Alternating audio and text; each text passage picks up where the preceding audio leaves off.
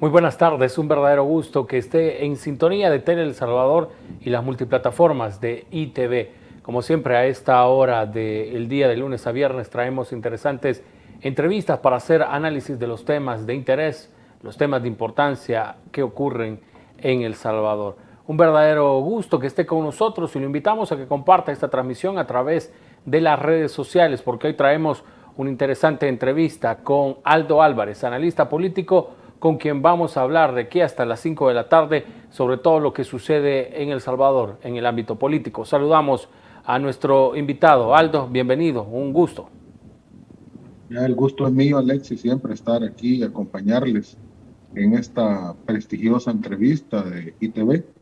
Y bueno, aquí estamos listos para abordar todos estos temas y un saludo también a tu audiencia.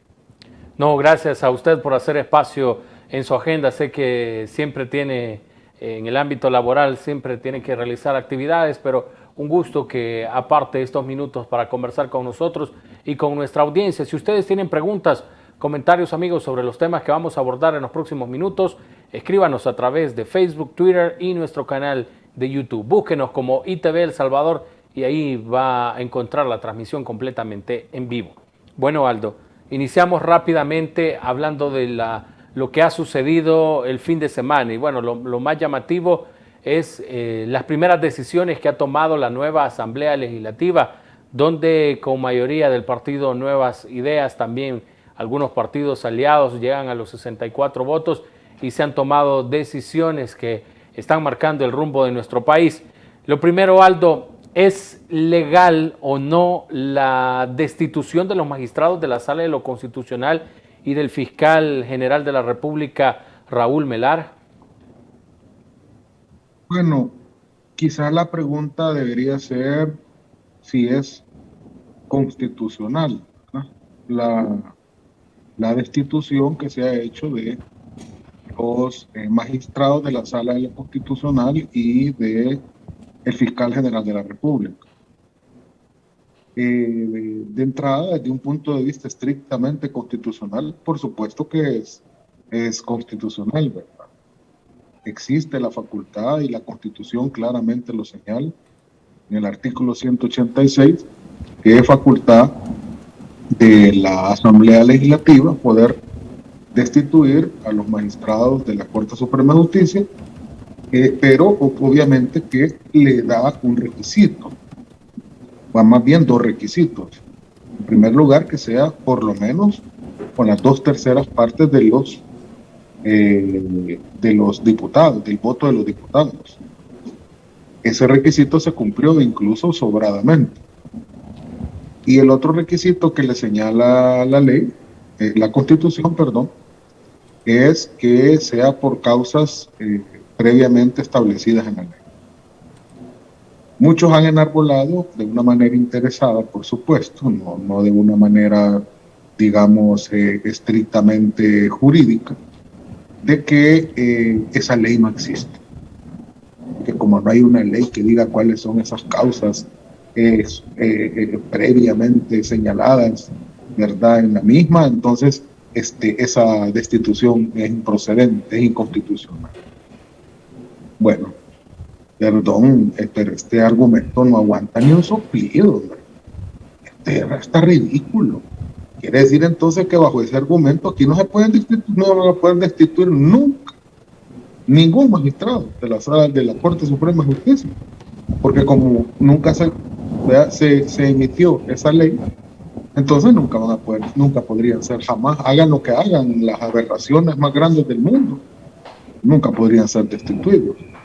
Eso no es lógico, ni jurídico, ni cumple con el análisis constitucional más elemental. Lo que ha hecho esta Asamblea es hacer una aplicación directa de la Constitución de la República.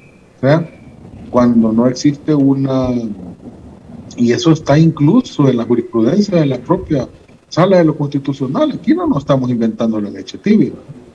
Está cuando el hecho de que el legislador no desarrolle un principio constitucional no puede ser impedimento para que no pueda para poder hacer valer derechos de las mayorías de la población, no puede ser impedimento para que se aplique esa disposición constitucional. Y por tanto, el hecho que el legislador no haya creado esa ley no significa que no pueda hacerse una aplicación directa, que es lo que la Asamblea ha hecho y hizo la valoración. Ahí se leyeron todas las sentencias espurias que esta Sala de lo Constitucional emitió, particularmente en materia de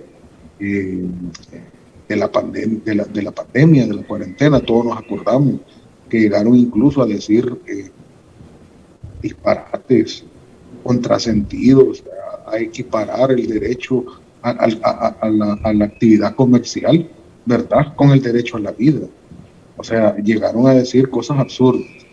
Entonces se leyó todo eso y se tomó la decisión fundamentada en esas razones, ¿verdad? O sea, llegó a la conclusión este legislador en forma abrumadora, por 64 votos, que esa Sala de lo Constitucional no estaba cumpliendo con el papel que le asigna la misma Constitución y aplicando una disposición constitucional, entonces decidió destituir. Obviamente, al haber una destitución, tiene que haber una sustitución, ¿verdad? Porque no puede quedarse sin Sala de lo Constitucional el país. Entonces lo que hizo fue hacer una sustitución, pero no una elección. Ojo, Alexis, a esto hay que ponerle mucho. Ha hecho una sustitución, pero no una elección, porque la elección ya se había hecho cuando se nombraron a estos que han sido destituidos por un periodo de tiempo que llega hasta tal año. En el caso de Pineda, llega hasta, dentro de unos pocos meses, y en el caso de los demás, entiendo que hasta el 2027, si no mal tengo el dato. Entonces lo que se ha hecho, se ha sustituido para que terminen el periodo de los electos que fueron destituidos, ¿no? Cuando, en el caso, por ejemplo, de Pineda, dentro de algunos meses, cuando se termine su periodo, entonces va a tener que hacer una elección esta asamblea del nuevo magistrado presidente de la Sala de lo Constitucional y del nuevo presidente del órgano judicial, que es el mismo, y de otros 4 magistrados, porque se va renovando la Corte, digamos, en una tercera parte cada legislatura. Entonces, esa va a ser una elección. Lo que hubo fue una destitución y, por ende, una correspondiente sustitución, ¿verdad? Entonces, si tú me preguntas si fue constitucional, por supuesto que fue constitucional, ¿verdad? Claro, porque no se había hecho antes, no existía una correlación en la Asamblea y tan abrumadora que tuviera la posibilidad de lograr ese resultado. Ahora bien, mucha gente me puede decir, es que mire, no fue la manera, que es ilegítimo, ¿por qué el primer día? ¿Y por qué no se enteraron? ¿Por qué no sigue? Bueno, es que cada legislatura decide cuál va a ser la forma, toda vez que se cumpla con un mandato y una facultad constitucional. Y otros dicen, es que se hubieran hecho de esta manera. Bueno, eso lo hubieran hecho ustedes, si ustedes hubieran tenido la correlación, pero no es el caso.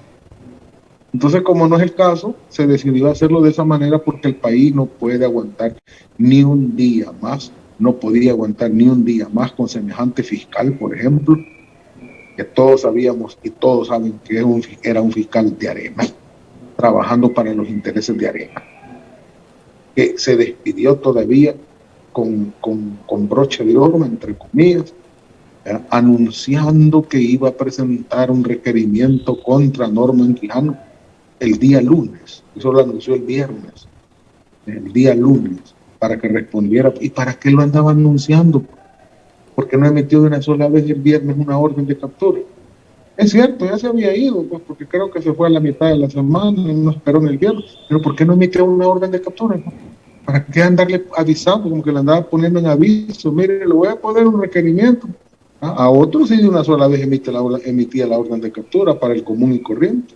Entonces, era creo yo, un deseo generalizado de la población de que se removieran a estos funcionarios.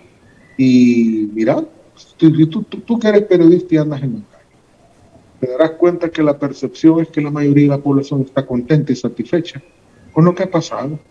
¿O tú crees que si a la gente no le hubiera gustado eso, o hubiera sido considerado que era contrario a la democracia o cualquier cosa parecida, no hubieran salido a la calle en cientos de miles de personas y se hubieran ido a tomar la asamblea para que restituyeran a los magistrados y al fiscal? No, 6 pelones que fueron ahí al monumento a la Constitución el domingo, que hasta los panfletos de siempre les andaban queriendo sacar un ángulo para que se vieran que eran bastantes, y que al final una tormenta los terminó disipando. No fue ni siquiera necesaria ninguna fuerza pública, ¿verdad? Sino que creo que la misma naturaleza se encarga de señalarles que están en un graso error, ¿verdad? Y entonces, bueno, la mayoría de la población lo acepta y lo aprueba. Y eso parece ser que indica que la gente entiende que para este tipo de cosas es que se eligió y se configuró la asamblea así como se configuró. Ahí tenés un medidor, ahí tenés una muestra que la gente entonces está de acuerdo en que para este tipo de cosas y este tipo de actuaciones es que se eligió y configuró la asamblea de la manera que lo hizo. Aldo, hoy conversábamos en horas de la mañana con el nuevo jefe de la fracción legislativa del partido Arena, René Portillo Cuadra, y él nos mencionaba que en su conocimiento de los temas legales de nuestro país habían varias situaciones que el partido Nuevas Ideas y los aliados no tomaron en cuenta al momento de hacer la plenaria y bueno, al pues cambiar, destituir a los magistrados de la Sala Constitucional y al fiscal Raúl Melara. Primero mencionaba de que no hubo una agenda para el establecimiento de la sesión plenaria. Señala que no se pueden tomar decisiones como la destitución de funcionarios de elecciones de segundo grado sin un debido proceso, es decir, que no se creó una comisión y se hizo con dispensa de trámite, y también afirmaba que no se les dio la oportunidad a los magistrados y al ex fiscal de poder dar su opinión sobre las acusaciones que se hacían. ¿Su valoración sobre esto? Bueno, ¿tú crees que si los ex magistrados y el ex fiscal hubieran considerado que lo que se había hecho era irregular y que su destitución era inconstitucional, no se hubieran quedado dando la pelea? ¿Tú crees que no se hubieran quedado diciendo, bueno, nosotros seguimos siendo magistrados, o yo sigo siendo fiscal y eso que han hecho no vale?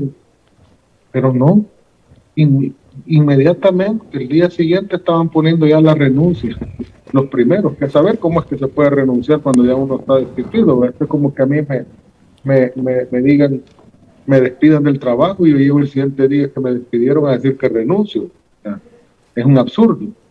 Pero ¿para qué? ¿Por qué renunciar? Si consideraban que lo que se había hecho era irregular o era inconstitucional. Estaban renunciando porque sabían realmente que la Asamblea tenía la facultad para hacerlo y ejerció esa facultad. Tú te recordarás que el propio sábado, en horas de la noche, la ex sala de lo constitucional emitió una resolución. Quiere René Portillo Cuadra, ese diputado corporativo que le hace los mandados a sus financistas, que le pagan, y a los grupos oligárquicos del poder, quiere entrar a un debate jurídico René Portillo Cuadra conmigo. Yo te voy a decir, esa resolución que emitieron en la noche es espuria. No aguanta pero ni un soplido. Te podés imaginar en términos jurídicos, y los que son abogados me entenderán, que la misma sala, los mismos magistrados que estaban siendo destituidos, o sea que eran parte afectada, emitieron una resolución a donde decretaban que lo que se estaba haciendo era inconstitucional y ellos mismos eran los beneficiados de esa resolución. Habráse visto semejante cosa, ser juez y parte. ¿Cómo es que se les ocurre haber emitido una resolución, pero ni siquiera tuvieron el tino de excusarse. Y alguien me puede decir, bueno, pero es que también también destituyeron a los suplentes. ¿Y quién iba a conocer? Bueno, esa es una cuestión jurídica que debería de resolverse y podría resolverse en los próximos días si ellos hubieran querido quedarse dando la pelea para ver de qué manera, a lo mejor invocando otro artículo de la Constitución para que se pudieran tutelar sus supuestos derechos constitucionales violados. ¿Tú crees que si hubieran considerado que esa resolución que emitieron, que no vale nada y que ya hasta la borraron ya del portal de la Corte Suprema de Justicia, ¿tú crees que si ellos hubieran considerado eso, hubieran puesto la renuncia? Por supuesto que no. Saben que el mamotreto que hicieron en la noche del sábado con esa resolución que emitieron no vale. Eso es espurio, eso no vale nada. Eso es antijurídico. O sea, unos magistrados, jueces constitucionales, dando resoluciones, declarando inconstitucional un proceso de destitución a donde ellos mismos estaban siendo destituidos. ¿Cómo se llama eso, Alex? No se llama ser juez y parte. Bueno, ahí le estoy diciendo ahí públicamente a ese diputado corporativo que es Portillo Cuadra, ¿eh? Usted que dice que sabe derecho, ¿qué responde ante eso? Pues ahora, con los otros señalamientos del procedimiento, bueno, él tendrá su valoración, ¿verdad? Yo tengo la mía, y desde el punto de vista puramente constitucional, la Asamblea hizo el procedimiento como se debía. Como te dije hace un rato, que si ellos es que lo hubieran hecho diferente, que se hubiera nombrado una comisión para que analizara el caso, que les hubieran permitido a ellos opinar algo al respecto, que si se hubiera hecho de la manera A o de la manera B o de la manera C, bueno, pero eso hubieran sido si ellos tuvieran esta correlación legislativa, pero no la tenían, ni la tienen, ni la van a tener nunca, porque son muertos políticos, son muertos vivientes, como le llamaría yo, muertos vivientes, muertos políticos, cuasi muertos políticos. Entonces, evidentemente que tanto creen y entienden que tienen la razón que renunciaron. Y esa excusa, porque casi que la carta como que la mandaron a calcar, ¿verdad? Y solo le cambiaron algunas pocas cosas ahí cada uno, pero como que se pusieron de acuerdo en que más o menos tuviera la misma redacción. Y esa excusa de que siento por mi familia, porque por la seguridad mía y de mi familia, ¿y quién les está haciendo algo? ¿Y quién les está amenazando? Si simplemente los han destituido y punto. Entonces, pero venir a decir que por esas razones es que yo renuncio, tratando de esconder que en realidad es porque están claros que se ejerció una facultad que tiene esta Asamblea Legislativa y que no les queda más que aceptar, y que a lo mejor ponen la renuncia por una cuestión de honor personal, ¿verdad? O de para decir no me destituyeron, yo renuncié. Eso ya es psicológico, ¿verdad? Es una cuestión psicológica que ya tiene que ver hasta con el orgullo personal de cada individuo. Entonces, pero para mí esos argumentos son los argumentos del desconsolado, del perdido, del perdedor, de quien no puede hacer nada, pues porque son irrelevantes. Ellos son irrelevantes. Tienen que entenderlo. En esta legislatura, Arena y el FMLN son irrelevantes. ¿Tienen voz? Sí, tienen voz. Porque el pueblo, desde luego, les dejó representantes, es porque les ha dejado la facultad parlamentaria. Recuerden que todo Congreso tiene dos naturalezas. Una naturaleza parlamentaria y una naturaleza legislativa. A ellos les han dejado la facultad parlamentaria, hablar, pero no les dieron la facultad legislativa. No pueden decidir nada, no tienen aritmética para decidir absolutamente nada. Entonces, sean inteligentes y traten de, mejor, vayan a ver cuál va a ser la estrategia que van a seguir de aquí en adelante para poder ser oposición. ¿Qué tipo de oposición van a hacer? Si van a hacer una oposición torpe, tonta, de ir a pegarle a los curules, a gritar, a patalear, y la gente lo que va a decir es, bueno, sí teníamos razón, no nos equivocamos cuando los disminuimos, los redujimos a su mínima expresión, siguen haciendo lo mismo, no han comprendido el mensaje de la gente, o van a hacer otro tipo de oposición, allá ellos. Pero lo que sucedió el día sábado, que si el procedimiento no les gusta a ellos, bueno, ese ya es problema de ellos. Que se hizo ejerciendo facultades que están en la Constitución, sí. Y tan es así que por eso han renunciado todos, porque ya renunciaron todos. En las últimas horas se ha conocido también que congresistas de los Estados Unidos han solicitado que se pueda revocar las visas a todos los diputados que votaron a favor de destituir a los magistrados de la Sala de lo Constitucional y también a los agentes de la PNC que participaron en esta situación. Incluso también esta mañana la vicepresidenta de los Estados Unidos, Kamala Harris, decía que Estados Unidos debe de responder también ante la destitución de la sala y de la fiscalía. Esto ha sido una de las tantas posturas que han tenido principalmente en la región norteamericana sobre las decisiones que se tomaron el pasado sábado. Bueno, mira, también hay que analizar las cosas en su justa dimensión, ¿verdad? Es posible que esta oposición sea pequeña, esté reducida, sí, pero esto es como una hormiguita con un gran megáfono. ¿Eh? Una hormiguita con un gran megáfono. Que suena duro, suena fuerte, pero altisonante, pero es una hormiguita.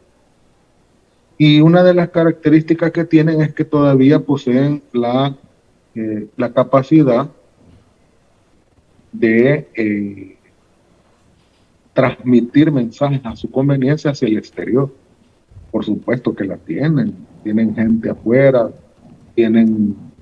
están los tanques de pensamiento estos de la sociedad civil, entre comillas, tienen hermanamientos con otras fundaciones en los Estados Unidos y en otros lugares, y tienen todavía poder de desinformación exterior, porque el poder de desinformación al interior ya casi no lo tienen.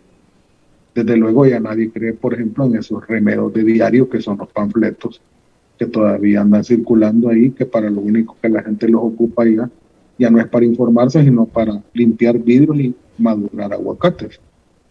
Pero poder de desinformación exterior creo que todavía algo tienen. Y muchas veces son sorprendidas las autoridades de otros países por esos ecos que vienen de esta gente, y porque lastimosamente, digamos, cuando no se le da un taller muy profundo a los acontecimientos, siempre anda planeando para muchos de ellos el fantasma de las verdaderas dictaduras, que son, por ejemplo, la de los Ortega en Nicaragua y la de el chavismo en Venezuela. Entonces, quieren hacer un paralaje siempre con el caso salvadoreño, pero esto es otra cosa.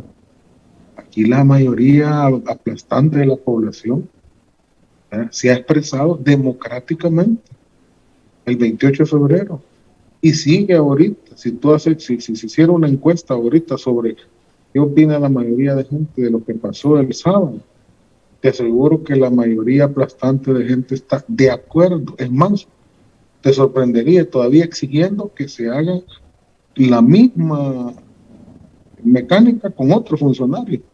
Por ejemplo, con esos espurios y lacayos funcionarios de la Corte de Cuentas que pusieron estos antes de irse, pocos meses antes de irse. Entonces, yo lo tomaría, con respecto a tu pregunta, bastante por la línea de lo que señalaba el presidente en una comunicación que hizo en su Twitter. cuando dice, nosotros apreciamos mucho, queremos abrirnos al mundo, comerciar, que vengan turistas, tener las mejores relaciones, inversiones, etcétera, pero esto solo nos incumbe a los salvadoreños. Y hay que respetar la voluntad de la mayoría de los salvadoreños que estamos realizando esta gran revolución democrática, Alexis. Porque esta es una revolución democrática. Por fin el país, a partir del liderazgo del presidente Nayib Bukele, de ese catalizador, de ese facilitador de la unión de energías, de esas sinergias, que es el presidente Nayib Bukele, este país, y él es instrumento del pueblo.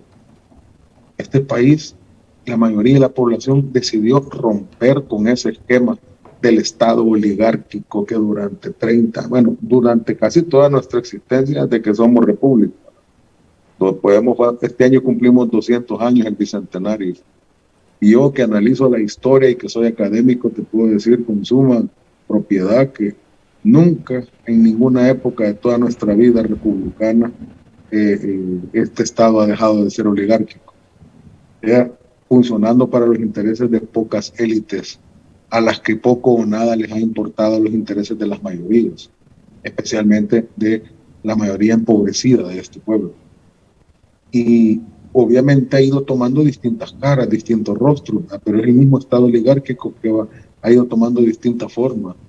Y el de la posguerra, el que acabamos de terminar, era la última versión, ¿verdad?, de ese Estado oligárquico, ¿verdad?, que se creó, que empezó a funcionar de esa manera después de la firma de los acuerdos de paz. Entonces, obviamente hay un poco de desinformación. Yo me imagino que en el caso de los Estados Unidos, la embajada de los Estados Unidos debe estar ya enviando sus informes. Ellos sí están bien impregnados y están bien empapados y entienden muy bien la dinámica interna, porque aquí están in situ, como se dice. Y ellos estarán transmitiendo la realidad de lo que sucede. Y cuando haya claridad en el gobierno de los Estados Unidos de lo que ha pasado y por qué ha pasado, creo que las aguas se van a calmar y nuestra relación bilateral, la dinámica bilateral va a continuar y a pesar de los malos deseos que mezquinas almas y mezquinos corazones, ¿verdad?, le desean a las relaciones entre El Salvador y Estados Unidos, incluyendo a este empresarito, ¿verdad?, este zarito, ¿verdad?, porque los zares eran realmente otra cosa. Este zar, remedio del zar empresarial que es, ¿verdad?, el señor Simán, que ya anda diciendo allá en los Estados Unidos que se siente que él es perseguido político. Aquí va a salir un ejército de perseguidos políticos. Todo el que robó, todo el que se corrompió y todo el que saqueó, de repente se va a convertir en perseguido político, de ladrón a perseguido político, ¿verdad?, empezando por el caso del que está ahí en Honduras. Quizás va a pedir asilo en Honduras, así como el otro que pidió asilo en Managua. Quizás va a pedir asilo en Tegucigalpa, no sé. Pero poco a poco las aguas van a volver a su causa. Y me atrevería a decir que la limpia no ha terminado. ¿Vendrán más decisiones? Nos escriben aquí algunos amigos a través de las redes sociales y nos dicen, nos ponen Apolonio, nos dicen Julio Olivo y corte de cuentas. ¿Podría ir por esa línea algunas decisiones que se podrían tomar el día de mañana? Pues no lo sé, no soy adivino, simplemente puedo dar mi opinión de lo que a mí me parece que puede ocurrir. Hay altas probabilidades de que ocurra. No sé si mañana o en otra plenaria, pero me parece que hay altas probabilidades de que ocurra. No sé la manera en que puede ocurrir tampoco, no sé si pudiera ser un procedimiento parecido al del sábado pasado, o pudiera tener otra versión. Pero lo que sí me da la percepción es que sí, porque el pueblo así se lo ha mandatado al presidente. Y el presidente, como lo ha dicho, nosotros no hemos sido, el mandato que se nos ha dado y se le dio a la Asamblea no es ir a negociar con paños tibios, ¿verdad? El mandato es queremos cambiar y arreglar todo esto de raíz, estructural, cambios estructurales, no los cosméticos, no el make-up que hizo el traidor FMLN, que lo que llegó fue a hacer así una untadita, una manita de gato, como se dice popularmente, cuando llegan los gobiernos y si no, es que si vamos a hacer los programas le vamos a dar aquí el subsidio de tal cosa por aquí, un par de cositas por allá, pero cambios estructurales, nada, cero. Llegaron a administrar el modelo que heredaron de Arena, el mismo Estado que heredaron de Arena, los mismos vicios que heredaron de Arena, las mismas corruptelas que heredaron de Arena. Eso es lo que heredaron. Eso. Simplemente maquillaje. Pero eso no es el mandato que le han dado ni al presidente ni a la Asamblea Legislativa. Le han dicho, mire, vaya a hacer maquillaje, entonces va a seguir con lo mismo, más de lo mismo. Solo cambia de nombre, nada más. Pero por supuesto, no esperes, Alexis, que algo que se construyó durante toda nuestra vida como país y particularmente en los últimos 30 años, no sé, el sistema no va a dejar morirse así nomás. Si los poderes fácticos, los poderes económicos ahí están, siguen teniendo poder. Ellos no han dejado de tener poder. Lo que pasa es que perdieron el control político del Estado, que es diferente. Porque a ellos, a los que tienen poder económico oligárquico, siempre les gustó tener control político del Estado. Y desde el Estado privilegiar sus intereses económicos, ¿no? O sea, y tener sus instrumentos políticos partidarios como Arena, por ejemplo, para que le hicieran el trabajo, que el status quo no cambiara, que hubiera apariencia de cambio, pero sin que nada realmente cambiara, solo que aparentemente cambiara, pero que se mantuviera siempre el status quo, ¿no? Entonces, pero hoy lo perdieron. Pero no significa que hayan perdido poder económico. Los poderes fácticos ahí están. Y no creo que estén muy contentos por lo que está pasando. Pero cuando hay pueblo detrás de estas decisiones, verdadero pueblo, es difícil que puedan detenerse, que esta revolución democrática se pueda detener, Alexis. Vamos a ir a una pausa, Aldo, y al volver venimos hablando sobre también algunas renuncias que se han hecho en la comisión que estaba estudiando están estudiando las reformas que se van a presentar en el mes de septiembre para reformas a la Constitución de la República, y también vamos a seguir hablando de la nueva Asamblea Legislativa. Esto al volver de la pausa. Ya regresamos.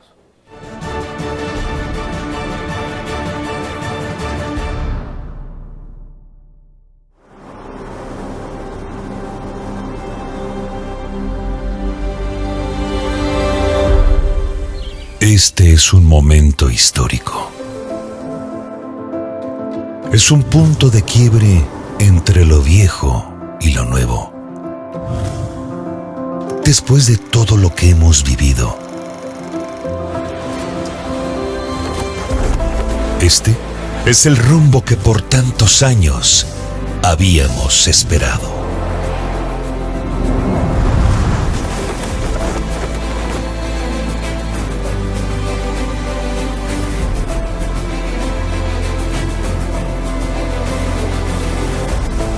Hoy se respira un aire diferente.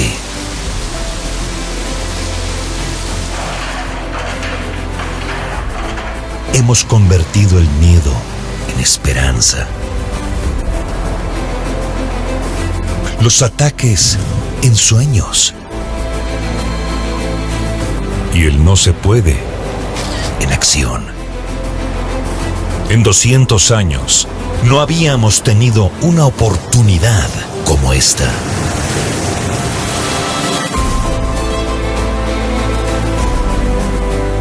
Nunca antes El Salvador se había sentido tan nuestro.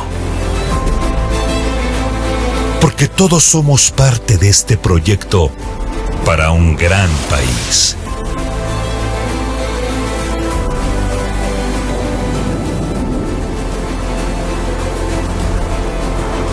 Estamos empezando a cumplir el sueño de que los salvadoreños seamos realmente libres y soberanos.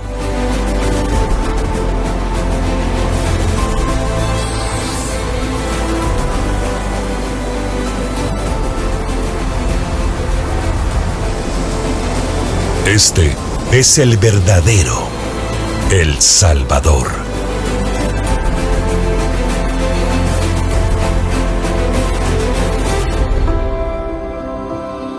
Al fin, estamos escribiendo una nueva historia.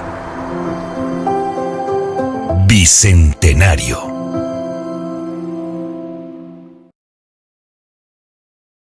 ¿Estás buscando seguro de auto, personal, comercial o seguro de Workers' Compensations?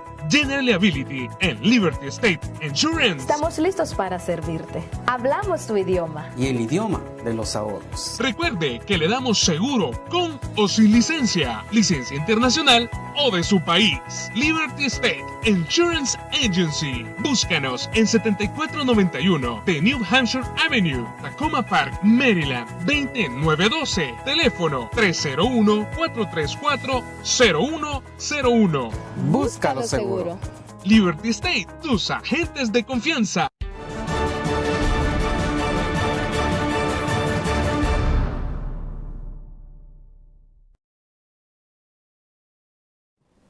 Gracias por seguir en nuestra sintonía a través de ITV El Salvador y todas nuestras multiplataformas y también la señal de Tele El Salvador. Estamos a esta hora del día conversando con Aldo Álvarez, analista político, y hemos hecho en la primera parte una evaluación de las decisiones que se han tomado en la Asamblea Legislativa.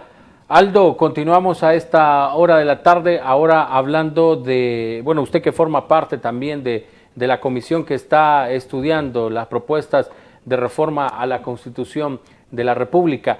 A raíz de lo que conversábamos en el bloque anterior relacionado a la destitución de los magistrados de la Sala de lo Constitucional y del Fiscal General de la República, el señor Fabio Castillo, que ha sido dirigente del FMLN en su momento y hoy estaba participando en estas comisiones, presentó ayer su renuncia a esta comisión y señalaba a él que le aterraba que la Asamblea Legislativa, con argumentos trasnochados, pueda convocar a una constituyente y así tomar más decisiones en favor de una persona, afirmaba, y lanzaba también fuertes críticas contra el presidente Nayib Bukele. Bueno, es una lástima realmente, ¿verdad? Yo le tengo particular respeto académico, ¿verdad?, al doctor Castillo, ¿verdad?, por su trayectoria. Es un hombre con mucho conocimiento, es un hombre con mucha formación, ¿verdad?, y que estaba haciendo muy buenos aportes. Pero creo que hay que respetar su decisión, ¿verdad? Si él considera pues que ya su participación en la comisión ad hoc ya no tenía viabilidad por razones personales, de consideraciones personales que hay que respetarlas, pues hay que respetarlas. Y él, si se autoexcluyó, pues es una decisión muy personal. Es lamentable, como te digo, porque es una persona con mucha formación, con mucha experiencia, con mucho conocimiento, ¿verdad? Pero lastimosamente a la fuerza no puede estar a nadie en ningún lugar, y creo que si él tiene y expresa ese tipo de dudas y diferencias con el presidente de la República, pues también se volvía complicada su continuidad, ¿verdad? Entonces, pues, hay que seguir adelante con la tarea, ¿verdad? Aquí no hay de otra, no se puede parar, ¿verdad? Lo imparable. Y este carro, este tren, le llamo yo, de las grandes reformas políticas del país, no lo para nadie. Este tren no lo para nadie. Y este tren que se llama pueblo decidido a cambiarse y darse una nueva realidad, ¿verdad? No puede ser detenido por cosas, digamos, que tengan que ver con la índole personal de nadie, ¿no? Esta es una cuestión de país, ¿verdad? No podrán parar el tren, aunque lo intenten, no podrán. A raíz de lo que él mencionaba en el escrito que hizo llegar al encargado de esta comisión que está estudiando las propuestas para reforma a la Constitución, ¿se puede convocar a una constituyente, Aldo, en los próximos meses en nuestro país? O como dicen, quiere asustar con el petate del muerto el señor Fabio Castillo. Yo te voy a responder de la siguiente manera, con mucha responsabilidad, porque esto hay que manejarlo con mucha responsabilidad, pero con mucho realismo, ¿no? Está planteado ahorita una constituyente de forma inmediata, me parece que no, lo cual no significa que no pudiera en un momento determinado plantearse. ¿Está planteado en este momento? Me parece que no. ¿Podría en un momento determinado plantearse? Pues yo no veo por qué no. Yo creo que públicamente, y lo tengo que decir porque ha sido público mi posición, yo he sido un férreo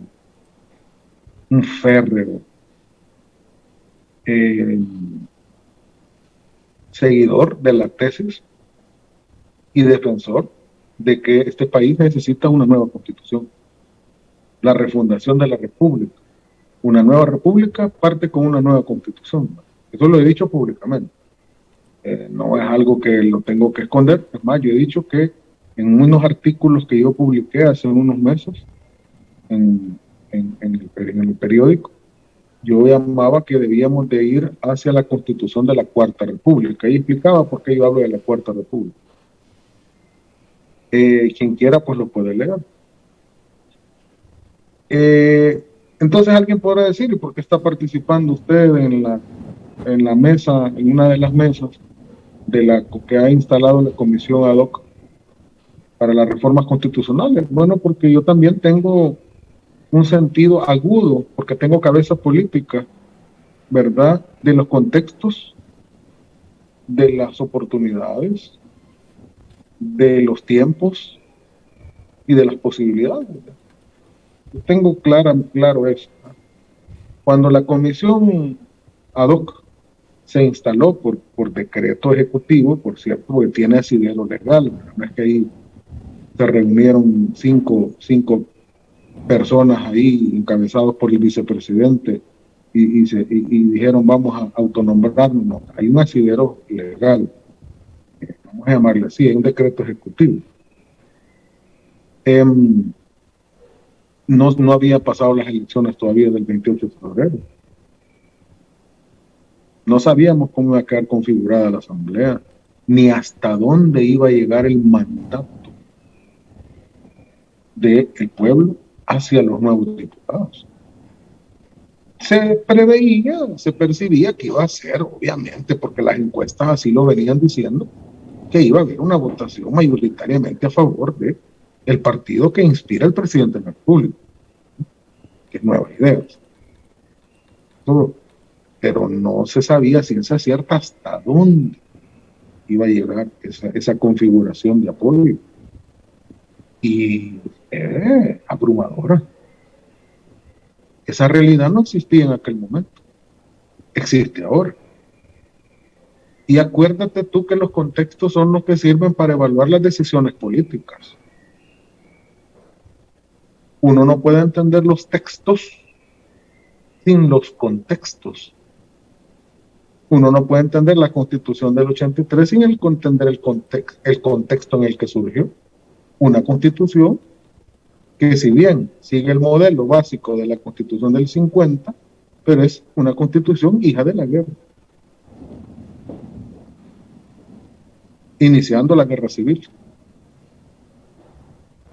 Por eso no entiende muchas de las cosas de las disposiciones que están ahí, incluyendo esa ridiculez de las tales cláusulas pétreas. Y cuando un pueblo se quiere dar una nueva constitución y cláusulas pétreas salen volando y revirando, que van a caer ahí a la mitad del océano Atlántico.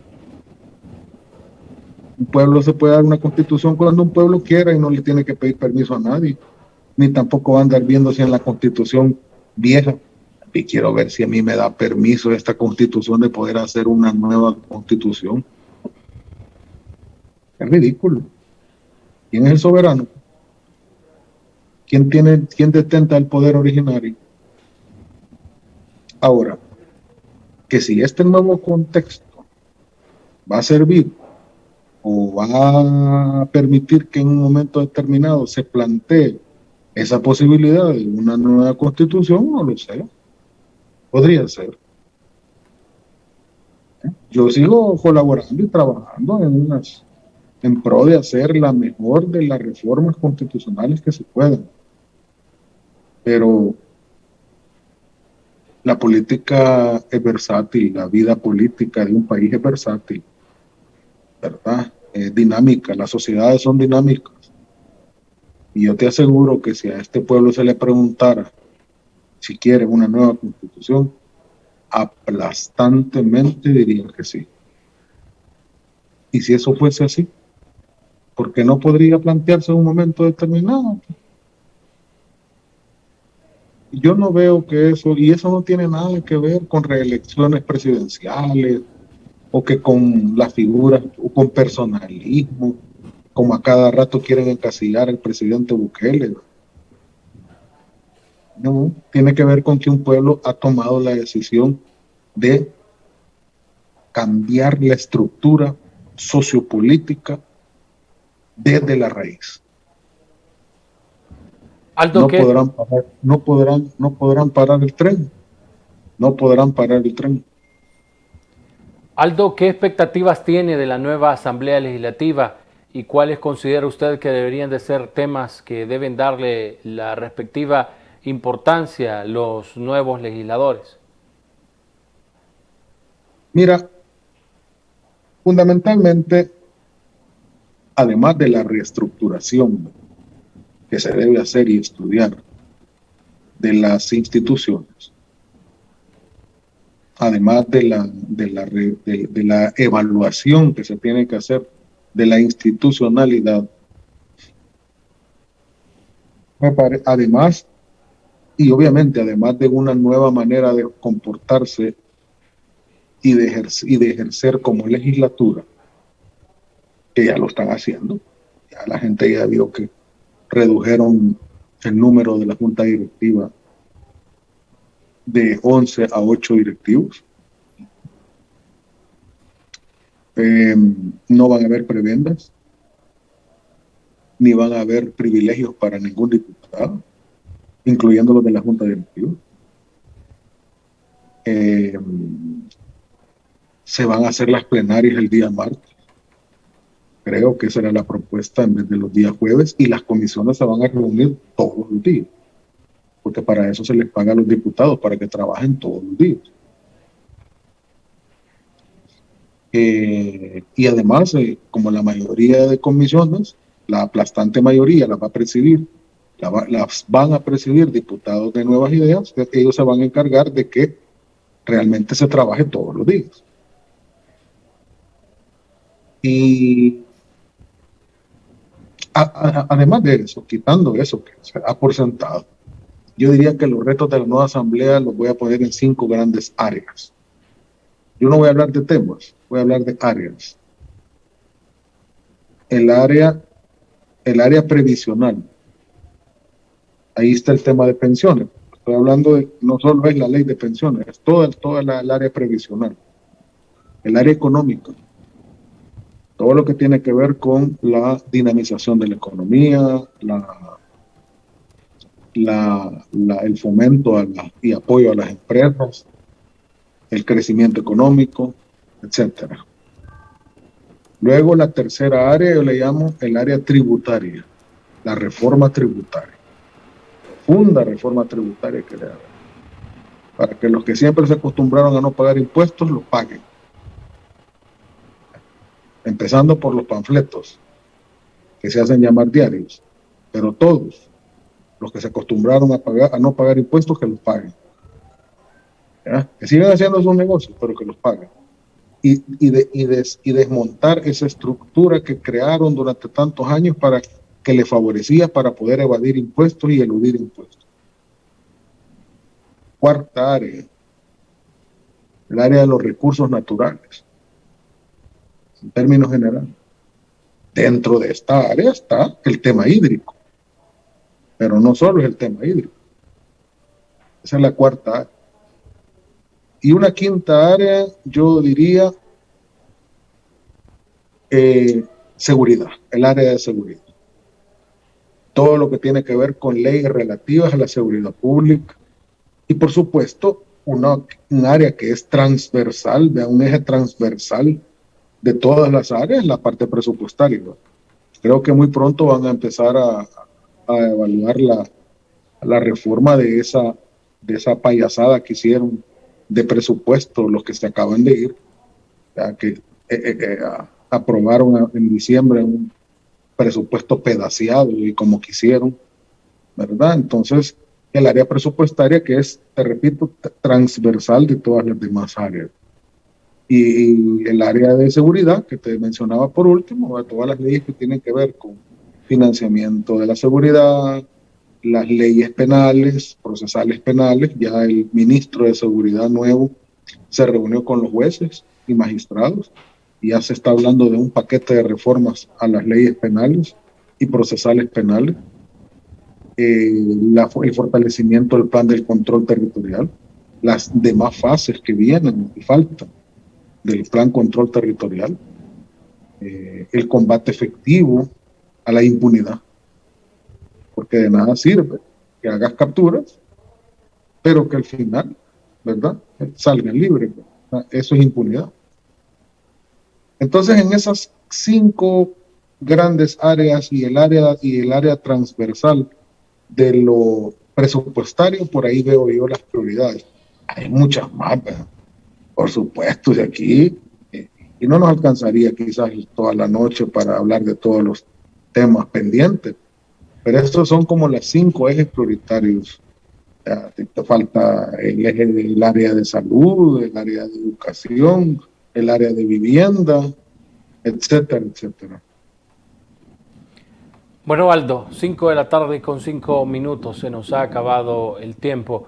Un verdadero gusto que nos haya acompañado. Un mensaje que le quiera dejar a nuestros amigos que están pendientes de esta entrevista o que van a ver algunos tweets o las publicaciones que nosotros hacemos de material audiovisual de esta entrevista a través de nuestras redes sociales, y también de paso cómo está en estas redes usted para que conozca más sobre sus artículos de opinión y las valoraciones que hace sobre temas de país. Bueno, que tengan la seguridad de que este país se encamina a otra realidad, a otra cosa, ¿verdad? Nosotros vamos en ruta hacia otro país distinto, hacia otra realidad distinta, que lo que se está haciendo estos son los estertores, le llamo yo, de una nueva realidad, de un nuevo país, de una nueva república. Y gracias a Dios que al fin llegó ese día, y gracias a que tenemos encabezando ese proyecto a un liderazgo que entiende claramente hacia dónde debe enrumbarse este país, un presidente que realmente tiene claridad de que El Salvador debe ser distinto y nos tenemos que desarrollar como país por primera vez. Nos tenemos que deshacer de esas taras, de ese pasado, que nos han mantenido sumidos en la pobreza, en el subdesarrollo y en la corrupción. Si me pueden seguir, claro, por supuesto, me pueden encontrar en mis redes sociales como Aldo Álvarez, en mi fanpage de Facebook. Ahí siempre ponemos lo que pensamos, las opiniones, las entrevistas en las que participo, y en Twitter me pueden hallar como Aldo Álvarez CD. También ahí estamos en esa red social. Es un gusto interactuar siempre con todos. Muchas gracias por la invitación. Un placer haber estado en ITV. Un gusto siempre, y para toda tu audiencia en cualquier rincón del mundo, un fuerte abrazo. Muchísimas gracias, Aldo, siempre por acompañarnos y estar presto a darnos sus análisis de lo que sucede en El Salvador. Les recuerdo a nuestros amigos que si no vieron por completo esta entrevista, a través de nuestra página de Facebook, nuestra cuenta de Twitter o nuestro canal de YouTube, pueden encontrar esta interesante conversación que hemos tenido con el analista político y abogado Aldo Álvarez. Los quiero invitar a que usted también nos pueda sintonizar a las 7 de la noche, porque se viene nuestro noticiero estelar con todo lo importante que ha acontecido en este día martes. Pase una feliz tarde y siga muy pendiente de nuestras redes sociales.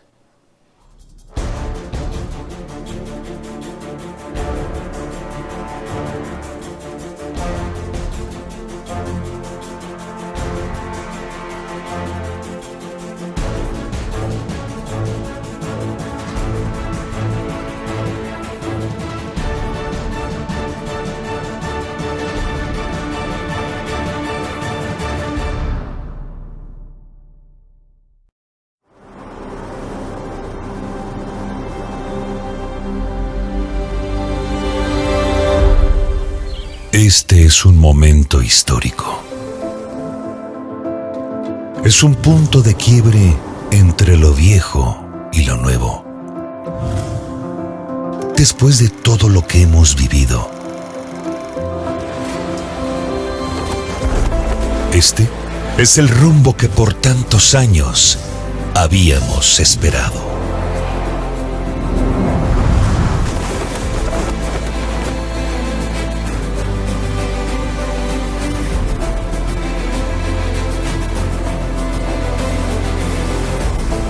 Hoy se respira un aire diferente.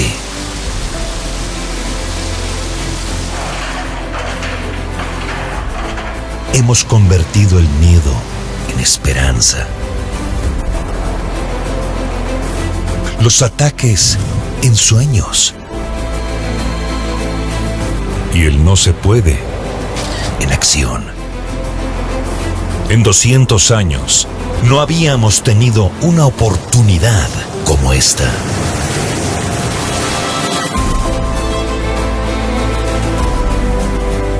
Nunca antes El Salvador se había sentido tan nuestro. Porque todos somos parte de este proyecto para un gran país.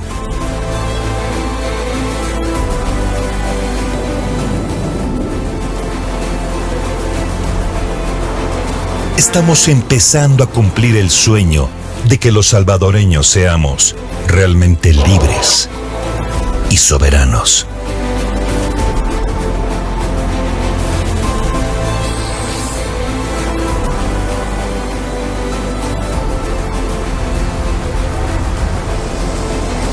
Este es el verdadero El Salvador.